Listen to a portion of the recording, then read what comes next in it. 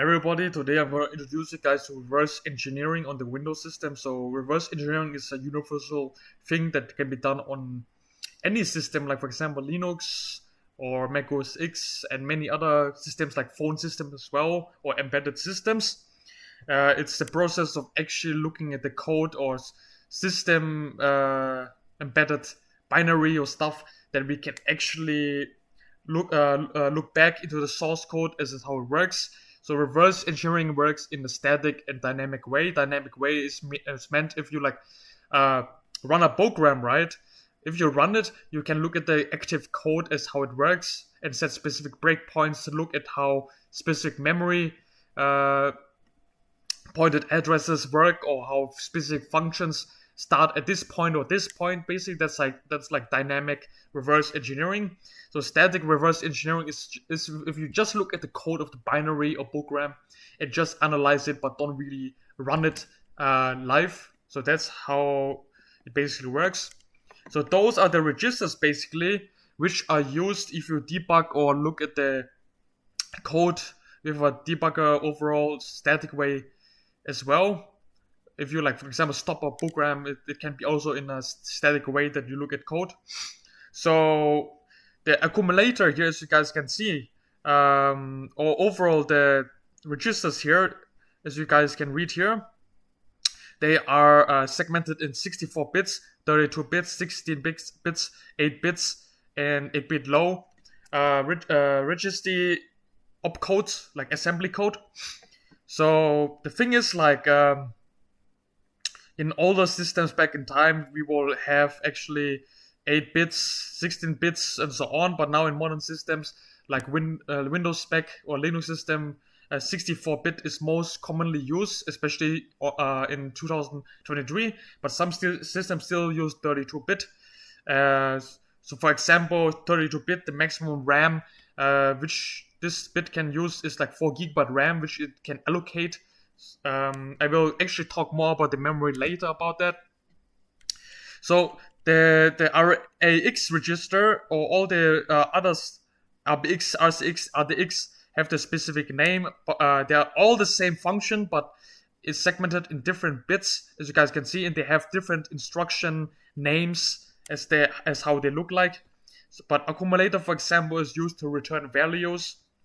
Base is used to also store data specifically, or store function pointer, which is also same with data. Register here. The counter is to do loops or move specific stuff around and so on. Source index is and its destination index are like for string operations to actually copy strings around on the source or destination. The stack pointers points to the stack frame where we execute specific instructions in the stack memory. The base pointers can be also like in a way, let's say, it's actually used in the stack frame as the first memory entry point usually, or to overwrite the stack as a wall base. And the R8, R15 registers, they are actually used for specific functions like arithmetic operations and many other stuff. So I will get into it in the next picture.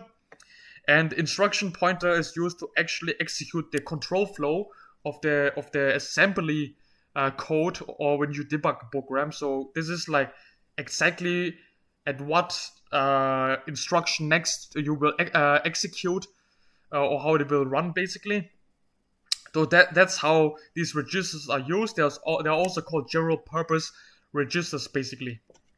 So if we go to the next picture, we can see more specifically as how they work. For example, as you guys can see, integer registers here, we can see Rx is used to return values. Rx is like callee saved register to save specific functions, data, and so on. RCX is specifically used for fourth arguments, but also for loop, as like I said. And RDX is for a third argument, RSI second argument. RDI is like first argument. Like if you put a string inside, it will also take this to actually execute in the control flow. If you want to like print a string or something, it will do it in this specific way. RBP is also a callee saved register, like a base pointer basically, but more aligned to the RSP, which is a stack pointer. and the R8 is the 5th argument, and R9 is the 6th argument of these other arguments over there.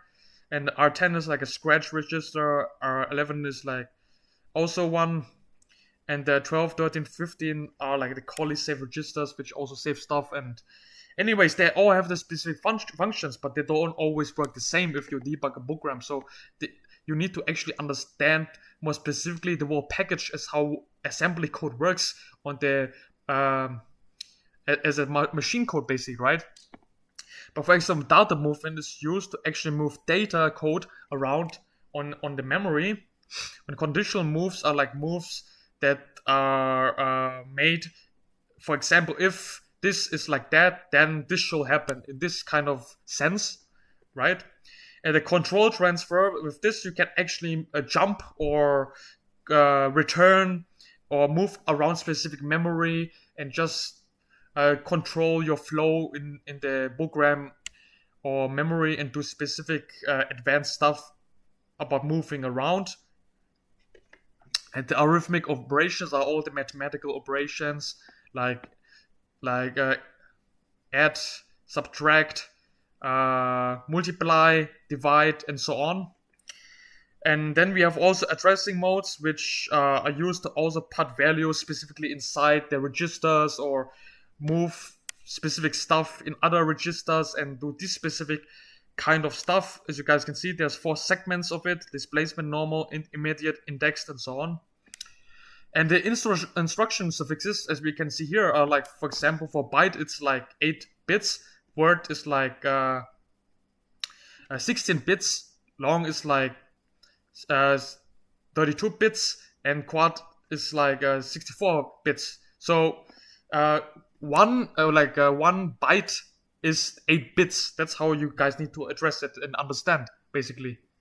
And these are also condition codes that will actually help you understand more the specific flags which are set for specific memory when you do reverse engineering, as how they can specifically work. So you guys can actually Google it up and understand it more specifically, because if I will explain all of that to a very deep degree, it will take probably like 5 to 10 hours. So I'm not going to explain all that. I'm just going to give you guys the basic as how they will specifically work. And if you guys want to learn more specifically and actually learn deep and understand it more advanced, you guys can go to this website and also scroll down in the PDF, which is hosted on the website, and understand it more specifically. So what I'm going to show you guys here is also very important in the this part here. So the memory architecture is very important to understand, to actually fully understand the whole stuff when you reverse engineer in the systems specifically. So the 8-bit is like 2 high 8, 16-bit is 2 high 16, 32-bit is 2 high 32, 64-bit is 2 high 64. So those are like the size allocation which can work on the RAM, basically. That's how much can be computed or like put in a specific way on the RAM memory space of your system. So depending on the machine architecture, what kind of bit it uses, most will use 64-bit. So it has a very big allocation space for distributing memory, basically, from the start to end. So anyways, now I will explain more specifically the address start to end layout. So in numeric way, it goes from the 1 to 15 only. So if we will count, for example, 1, 2, 3, 4, 5, 6, 7, 8, 9, then we can only go further with A, B, C, D, E, F. So the whole number here goes until the number 15. F is 15, 14 is E, 13 is D, 12 is C, 11 is B, 10 is A. That's how it basically works. So if you see here, basically, we can see the start point, as you guys can see with the 0, that's the start entry point until the end point of how much memory allocation can be done on systems. And all of these memory layouts is very important to understand, because you need to see how the first memory starts until end, or how you can actually move into different memory sections if you do reverse engineering, and understand how you can actually jump into offsets, or how to calculate what memory has this function or this variable or this integer or this specific operation, right? It's very important to understand that. So 8-bit is, which is also 1 byte, right? 8 bits, 1 byte. The start entry is 0x0, right? It's 0. And it goes to the end until 0xf, which is 15. So 115, right? And the 16-bit has 2 byte, which means the start entry point goes to 0xFFFF, which is the end point as well. So this is how 16-bit bit has the allocated space that it can go from here until the end. Now for 32-bit, it will have 0, x, and 8 digits behind. And until the end of the address, it will have until f, right? And for 64-bit, we will have 0 and 16 digits behind until the 16 digits of f. So in all of these allocations from zeros until f, right, there can be A, 1, 2, 3, 4, 5, 6, 7, 8, or A, B, C, D, E until the f, which is the end, and it can it can be allocated in different positions. Basically, that's how much space can be used on the 64-bit. So 64-bit shall be the most important, of course, to understand, because it can allocate all the 8, 16, 32 bits inside, and everything can be functional inside, basically. So why would 8-bit or 16-bit or 32-bit be used in 64-bit? So if you use, for example, 8-bit instructions, assembly instructions, or machine code in 64-bit memory allocation or inside programs, you can actually you have more speed to actually transfer, for example, bytes or data over depending on the function of the program. And actually, it will be more easy to do specific stuff that usually will take much slower or is much harder to do. And also to save like space, right? So it depends on many things. It just depends on the function of the program or how specifically it works. But what you guys need to understand that the 64-bit machine architecture, what most modern systems use these days, they can allocate size from 0 and 16 digits until the 0 and 16 digits on the end of f from start to end. That's how it basically works. Hello, in this picture, I will also show you guys the machine code or computer segments inside binary data, or like, every functions or stuff, how you can actually, like, in the way how you can understand them if you reverse engineer, as these sections will be displayed in a reverse engineering tool. So for example, this specific segment .text is the executable code. That's like code which can execute on runtime when you like debug a program, right? Or also if you do static analysis, you can see if this stands there, you can understand that if you execute it, that the code will execute live here on this segment. And the data segment is actually used to store initialized global and static variables. Variables like any like int variables, spool, or any kind of variables that exist, which you can also see on C and C++. And .bsss is an initialized global and static variable. So before the program starts up and actually you do debugging or analysis, it will actually point to 0, as it won't actually do specific stuff and so on. You guys can actually Google and understand it more specifically. So our data is also said to be the read-only data. So it includes like strings, constants, or specific data, which is only read-only. You cannot actually execute it or override it or write it differently or do specific stuff like that. You don't have the chance to actually manipulate or modify it. And the iData are like external functions or address data which get imported inside, where you guys can actually then look and understand this how they work. The P data is like the exception handling for errors or unwinding for stack. So for a program to actually start up, there must be exception handling to handle specific stuff, like errors or for doing protection mechanism stuff, like to protect the memory from attacks, malicious attacks, or just handling also the control flow in some way, right? And a TLS is the thread local data.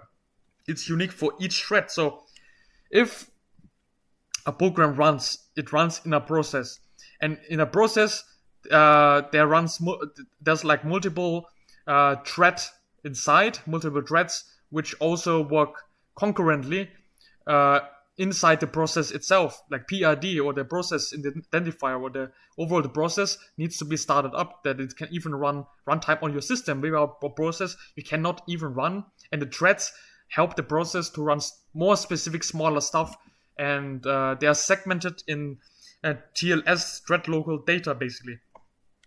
And the .rsrc are like resources which get loaded inside the program also on runtime. For example, like images, configuration, or strings. They can also be automatically embedded inside static analysis. If you do static analysis, like reverse engineering, you can see the code also inside, or the data basically. Not really code, but data which gets taken and loaded, right?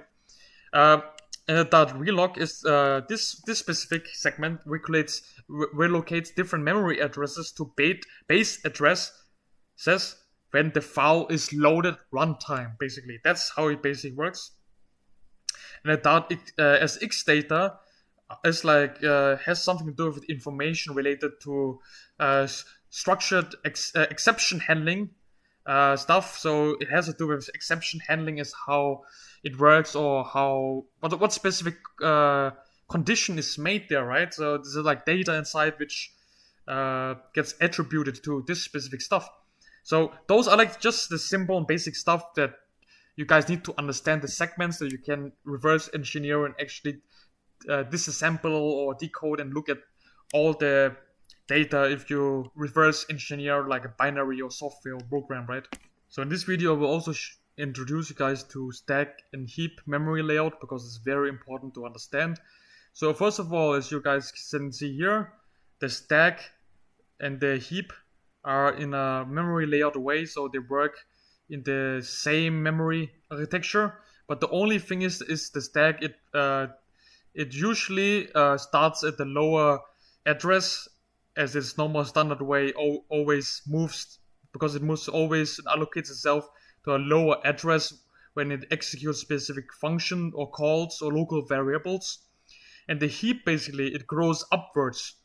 Heap is usually used for dynamic allocation and to store specific pointers from the stack, and it has a bigger or space also, but runs slower. But it can basically, in a way, it will always grow to the higher address. So what are the higher address and lower address? So for this, I wrote this code for example. So this is my library that I included, and this is my main function where I have my code inside, my return code here. So anyways, here are the variables, right? So the integer stack, this will allocate on the stack by default on every system, usually if you compile it. But this one, int pointer, here pointer to stack, is the same as new integer. So this will allocate itself to the heap. So the heap can always be dynamically allocated. So any program or any programmer that develops a program, right, a software, they can actually they sometimes code and put like stuff into the heap memory to save space or to do specific functions or store like classes or store like object files that point beforehand to the stack, like the sum of the variables of which are residing in the stack. By this function, it points and will actually allocate itself on the heap basically. There are some functions like, for example, malloc, which is used to allocate memory on the heap. but you need to understand always to use the delete C++ code to actually prevent memory leak and actually deallocate the memory reserve space which the variable has inside always, so that there's no memory leak, right? So that's how it works. So stack usually, in a way, if you don't make a pointer or don't make a specific object, class, function, or something like that that points, or don't use malloc, it will always the variable will always allocate itself on the stack. That's how it basically works. And again, the low address and the high address is how they work. I will explain you guys. So this is the low address, which is the entry point or start point. And this is the high address, which is the highest address, right? I showed you guys before on the memory layout how the memory architecture works, basically. So this means like from the zeros that exist here, right? They can be in combinations of A, like for example A1, B, C, D, or 700 or whatever. They have a lot of space allocation depending on the bits, like the bits which can store. Like for 32-bit, of course this is like 32-bit, but for example if you will use 64, if you have a 64-bit architecture, you can do this like 16 digits. This means there's much more combinations and like ways to actually allocate space on the heap or stack, basically, right? So the like you guys can see here, the stack, right?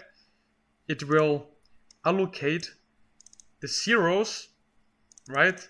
It will go to the lower address, which is at zeros, and the heap will grow upwards to the higher address, to the FFF, until the FFF from the zeros, right? It will turn up and go up. That's how it basically works. That's how the memory allocation of stack and heap basically works. So in this video I will show you guys which of the tools can be used for reverse engineering. So on this website, this is a tool I will use in the next clip. And GHydra is also a tool which got created by NSA. It's very good for static reverse engineering. Without debugging more, it's more likely good for that. And there's also Ida Bro for reverse engineering. It's good for dynamic and static analysis at the same time. Static and dynamic reverse engineering. And there's also then GDP, which works on Linux and also on Mac OS X. But GHydra either also works on Mac OS X and Linux and Android, iPhone, and others systems. If you can jailbreak, of course, the iPhone or the Android to remotely connect by SSH. Else, if you guys are focused on let's say Windows reverse engineering, there's also a tool called Debug, where you guys can just debug and reverse engineer the kernel of the Windows directly, right? Okay, but I will use this tool in the next clip and show you guys how we will use x64 debug to do specific things, or I will just explain you guys the basic as how we can reverse engineer a binary or program, or how we can actually dynamically run it and see the assembly code as how it works, basically. Also, we're gonna do something practical right now, and I will show you guys how we will change a string from a hello world program that it will execute something else. So if I open now, for example, the hello program, you guys will see it will display hello, and this is how the code looks like. There is the library used for it. There's the main entry point, and inside here is the text. You guys need to remember this is a text segment where the executable code is inside. But those variables and so on, like the int main is like data and so on. So anyways, I compiled it, and then if I execute it, it says hello, right? So let's try to actually open this specific file and see if we can manipulate some stuff. Let's run it. And as you guys can see, we have a very huge amount of information here. So the register that I've talked about before is here. There are all the functions of the registers, and this is the RP or the instruction pointer, which runs here. That's where it will next run and go, basically. And then you guys can see the flags and other registers and so on. You guys can learn all of this in Google if you guys look at it specifically. And here are like the flags which show the conditions under what it is. And we are at this RSB or stack pointer, as you guys can see here. This line says that. And if we look at the log, for example, we can see that we actually we load some database, error codes database loaded, exception code we have loaded, NT codes we have loaded, and constant data we have loaded. And we are debugging this specific exe on this directory, and we started the process at this memory address, basically, right? And argv is like the argument to, like, you know, print something out, which is normal in a hello world program. And the breakpoint got set specifically on this address. If you look at the breakpoints, there's nothing here, but normally it will show. And DLL are the dynamic link library, which are embedded inside the code before we compile. Before we compile, this needs to be loaded in, that we can have the functions specifically that can output a string, text, or anything specifically, right? Now, if you look at the process, this is the process memory where we have started from. And if you look at the memory map, we are at the k-user shared data. That's the user environment. And the PEP is like process environment block. TEP is the thread environment block. And as you guys can see, that's the segments that exist. I already told you guys in the videos before. That's the text segment. That's the read-only initialized data segment. That's the initialized data segment, and much more segments that exist here. And those protections behind means, like, for example, this is executable and readable, and this is readable and writable, and this is the type, this is private, the other one is map, and then there are some initial values which initializes when we execute it in dynamic runtime, basically. And a few more information of specific addresses, what functions they have, or to what locations they point to. And these are the DLLs. That's the call stack, and those are scripts you can put inside, and structured exception handler, and the symbols of the DLLs, and what kind of code is inside those dynamic link libraries. And then there's all the references. Those are like the strings we can later load. And that's the thread which is running inside the process, which we can see the entry here, and then the process ID of the process identifier. That's the RIP, the instruction pointer, what executes next. And then we have also the handles. If you try to refresh it, we can see the handles, which are also objects or like code which gets taken from our program to execute something specifically from other. It can be from other processes or so on. It can share memories around. So anyway, so if you want to see, for example, the string of hello, right? We can go all models and string references, right? And we can write, for example, hello. And this looks like a string, as I see here. And there's also a data segment. DS means data segment. So like the dot data, right? Let's go click on it. You guys can see that's the entry point, and also it points to RDX. It's like fourth argument or something in some way, as you guys saw in the last clip what it showed in the instructions. Now we can, for example, go to the graph and see like where does it specifically go, right? It calls like this memory, and then you see other functions here that where it goes. If we click, for example, on GLE, let's see where it jumps to which specific next instruction. So it will go to this specific one, and will go here, and so that's the specific control flow as how the code moves around, right? So if we want, for example, now let's say change the code or do something, as we can see, there's a pointer to this data segment, right? The hello string goes to this data segment. This LE means load effective address, and store this data segment pointer into RDX, which is here, right? So as we can see here, it will store it here, but let's actually follow this data segment where it's stored to go more specifically inside, right? We can then follow in the sampler and go to constant, which is static. This means the string is static, which shows us that maybe this hello string can be manipulated, right? As guys can see, there's an in as speed. It's like, I think it's input output string operation, something in that way. As guys can see, RDI is a destination index. This has something to do with like strings, like the hello. What we can do now is actually look more further here. Like let's see, for example, what we can edit. So there's some string there. Let's maybe try to manipulate this one. Let's try to, for example, write, let's say I 3 times and click OK. Now we change the code inside in assembly. Let's try to actually patch it and see if we can actually change the code somehow, right? So we're gonna write hello to exa. This is the patched and modified code from the hello world code.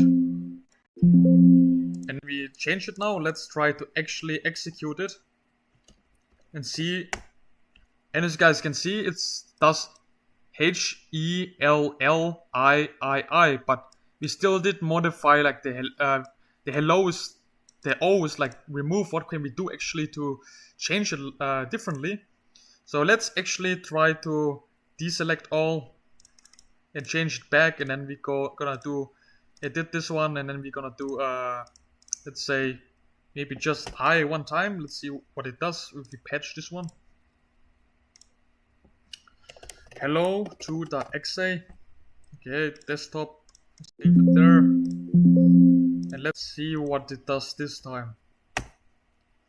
So as guys can see, it does actually I, so it can manipulate still the strings, but the hello one still didn't get really manipulated. So let's try maybe to do it on out SD. Let's see what this can do specifically, right? And the reason, as you guys know, this is the 4th argument here, right? It's also indicating RDX, because that's the 4th argument of the string. If you guys read on the cheat sheet of the instructions, so we need to find a way how we can manipulate this specific 4th digit. And as you guys can see, that's the O, right? That's the O. So from hello, O, right? Let's try to maybe change it to from hello to HELLX, right? Let's try it. Now we do OK. And then we patch it. Let's see if it changed something or we can manipulate it differently. Save on desktop. Let's try to run it. And as you guys can see, we actually manipulate the string to display Hellx. So it's not hello, but X. So we found, so this, if you look again, deselect all, this is the specific one that manipulates the 4th digit of the string, basically, right? So we actually have modified the code to do something specifically. This video will show you guys how you guys can detach from process and also attach to a process and look at the code. So if you want to detach from the hello world that we have done it before, we can do, for example, detach, and then we will not have actually the code anymore which was actively running. If you want to attach to a browser or like any PID process on the system of yourself, you know, on the system which is running, as you guys can see also how it execute commands. So basically, for example, this exe program, as it how it execute code, we can actually execute that on the terminal as well. So for example, this executes itself as if it's host k local system network restricted p as we die system host. So those that's like the way all these processes execute themselves before they run, basically. So that's very important to understand for reverse engineering and so on, or finding a bug specifically. But let's, for example, debug, let's say Microsoft Edge browser, like for example, right? We can also then click on start, and this will not show much because it's not like an actively running browser, right? But we can see the log, for example, what it loads or what it specifically does, that it runs even the code specifically. It loads a DLLs, a dynamic link library, to call specific functions or from shared other shared memories or so on. So we can also maybe try it like with Firefox. So let's try to open Firefox, right? And let's detach this and then go to Firefox, attach that, run it, and then we can look at the log as what it loads. So as you guys can see here, there's a lot of data. It also gets loaded, and there's a for example, name pipe. A pipe is used in the process program to load specific data from other processes, or it's like something specifically created that specific stuff get interchanged, right? If you, for example, like go like Google, right? Let's maybe try YouTube. Let's see what it does. If it even runs some stuff. Let's try run this. And as you guys can see, there's a lot of data going around. That's like the data of the YouTube stuff, right? That's the data of it. And there's like a HTTP request and JavaScript code and anything running. So by that way, we can actually debug and reverse engineer and understand how the Microsoft process actually sends data out or receives data, and how the program code actually functions. Hey everybody, so we have a game called Mount and Blade Warband, which is a very old game, which had many vulnerability already beforehand, but you can just input the 0 key. But I will show you guys how we can actually bypass it and write anything inside, and it doesn't matter what, and patch it, and we can actually bypass and get the game for free. For example, if you write try to write key, it will say incorrect 0 key, right? So what we can do is actually, let's try to attach to this warband process. Let's try to actually start it. Let's see. Okay, let's run it. It just crashed right now. Okay, as you guys can see here, let's try to input. As you guys can see, it's actively running here, right?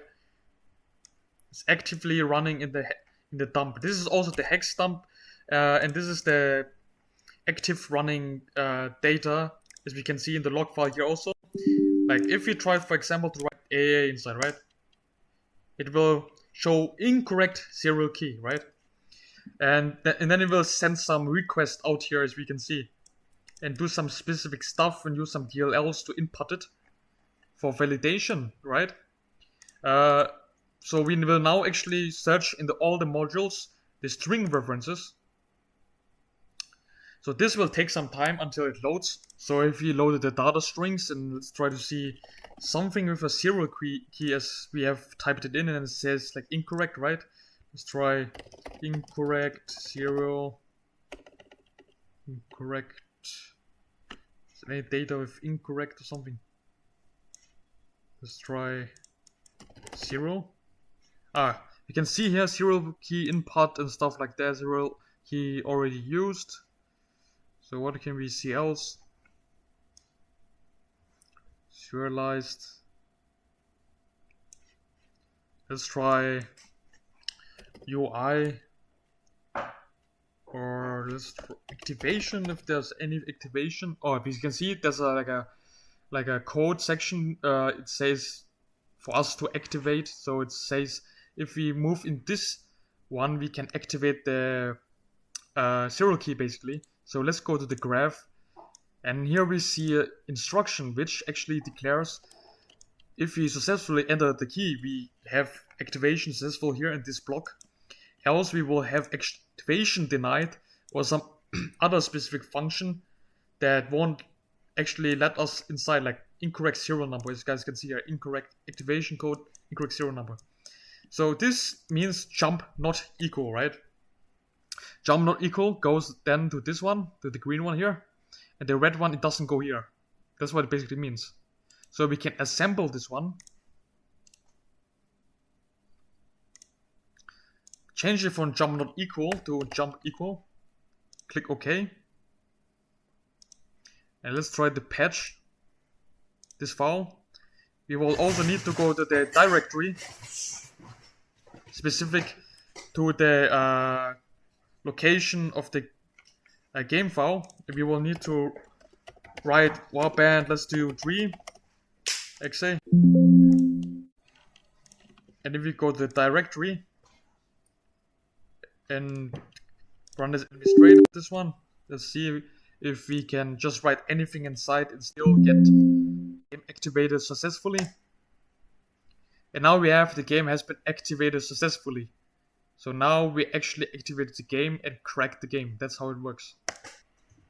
So what I want to show you guys also is that we can set a breakpoint on a specific memory location in the code, and then we can actually see how the breakpoint gets affected specific at the location when the control flow gets hit on that specific memory. So we can click on F2 to make the breakpoint on this specific one. This is also the one where I changed the hello to HELLX. I just changed the fourth argument of it, the fourth digit. So now if I will, for example, let's say restart it. Let's start it again. And then again. You can see the breakpoint still didn't really got hit. So it's still on here. So let's keep going. We can step over also. As you guys can see, we can step over all the instructions and the control flow until we reach a certain point. For example, it will be better. Let's actually try to disable this one. Let's try to just do the normal one around the area where we already have the base. Let me show you guys what I mean. Start again. Okay, let's try to do it actually nearby. Let's say here, jump not equal, right? So now let's try to see if we try to start again. It will go to this and move away. So it won't even hit this breakpoint basically, right? So this means we can see that this jump not equal hello, this graph won't be affected basically. If we go to the graph and we go up, right, we can see jump not equal here, and it doesn't affect like the area up there apparently. And if you try to go from the breakpoint, like from this specific one to down here, let's try to just go over. We cannot do it. It won't let us actually go to the specific location.